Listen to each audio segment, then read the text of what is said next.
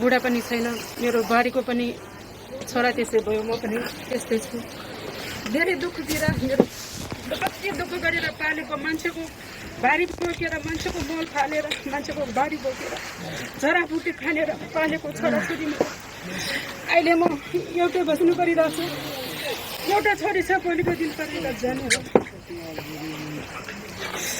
यति दुःखीमा छु, यति पीडामा छु र के गर्ने हो, म कहाँ जाने हो, के गर्ने हो। जिन्दगीबाट दुखीमा जिन्दगी काटिरहेको छु मैले।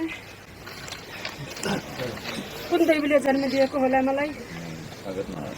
यस्तो भाग्य कसैले पनि नहोस्। जति मलाई भोग्या छु नि, जति मलाई दुःख पीडा छ, यस्तो दुःख पीडा कसैले नहोस्। प्रभु भन्छु, मलाई यति दुःख छ, यति पीडा छ। अरू के भन्ने अब, कसैले भन्ने, कसले भन्ने, आफ्नो दुःख पीडाहरू कसले भन्ने, कसैले बुझ्दैनन्। हजुरहरू आइसकेका छौँ, केही कुराहरू त मेरो कुरा बुझ्देला भनेर बोल्नु त सकिँदैन, तर त्यसै विषय बोल्छु भनेर अगाडि आएको। यति नै बोल्न चाहन्छु। नमस्ते। कुनै उनै छैन है, केही शब्दै छैन। तपाईँहरूले भनिहाल्नुभयो, मैले महसुस गरेँ। भन्ने शब्दहरू केही पनि छैन होइन। यहाँ तपाईँहरूको कुरा सुन्दा, तपाईँहरूको त्यो देखिरहेको छु मैले होइन, त्योहरू देख्दाखेरि नै अब भन्ने शब्द मेरो केही पनि छैन। बुझ्ने कुरा हो, महसुस गर्ने कुराहरू मात्रै छन्।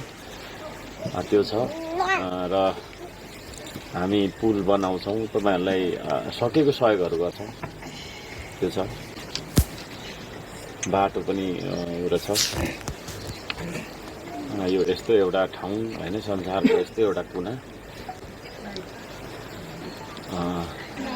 जुन कुनामा